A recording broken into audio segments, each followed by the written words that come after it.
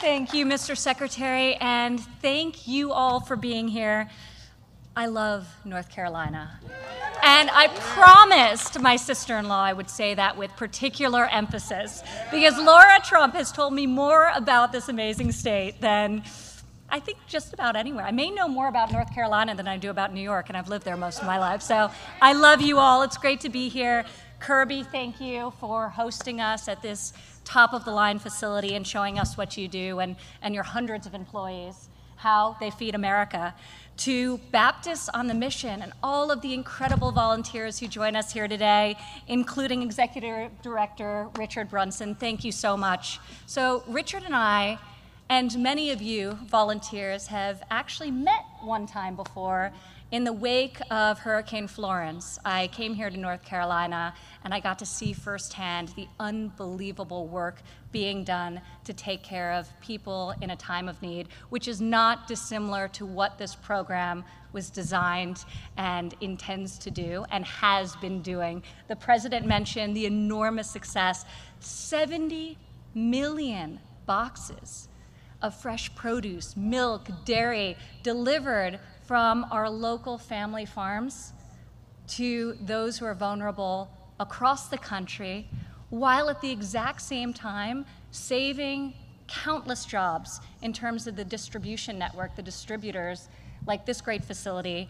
that was having to lay people off because the supply chain was severed. So this is truly a win-win-win program. And in government, you can't say that about a lot of government programs, especially one of this scale that was mobilized so quickly. So just an enormous success.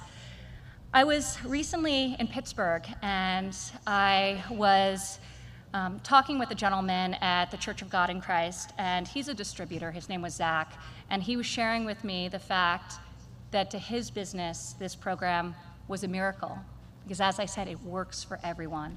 He had saved his whole payroll because he got one of the grants for Farmers to Family Food Box. Incorporating American farmers and ranchers, empowering our workforce, and serving families in need is about as good as it gets. This is a historic investment. USDA has never done anything like this. So this is a brand new program. And with this $1 billion addition, we're going to keep it going. And we're going to keep feeding those in need until this pandemic passes. And one of the amazing things, and there are a lot of faith-based organizations who are involved in this program and in the distribution, and I visited one in Washington, D.C. The number of people who came up to me, parents who were collecting these boxes for their children, and they had tears in their eyes because not only did they know that their children and their family would eat that night and that week, but amazingly, they were telling me stories about how they'd never experienced the produce that was being given to them in these boxes. They'd never had anything this fresh before and this nutritious before, so the double benefit of being able to feed their families with the amazing product that you all grow on your farms. It was extraordinary. It was extraordinary. There was a Virginia farmer who, when we first launched this program just weeks ago, was at the White House and said to you, Mr. President, and I quote, "This country relies on these farmers and ranchers to do what they do every day. So I want to personally thank you, Mr. President, and all of you who have worked so hard to make sure these farm families stay whole and that the American people never have to worry about running out of food." Well, I want to also thank Mark Meadows and Deb for being incredible. You have somebody very capable going to be helping you out, but Mark has been a fantastic chief.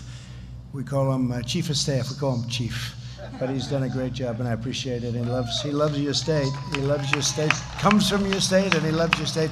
Again, we will never take the word God out of our Pledge of Allegiance, as you saw recently happen during the DNC caucus twice, at least twice, and that'll never happen. And I just want to again thank all of the people of North Carolina very much. You're very special people. We've had great, thank you. And I will be seeing you very soon, November 3rd. I think it's the most important election this country has ever had. November 3rd. Get out and vote. Thank you very much, everybody. Thank you. Thank you.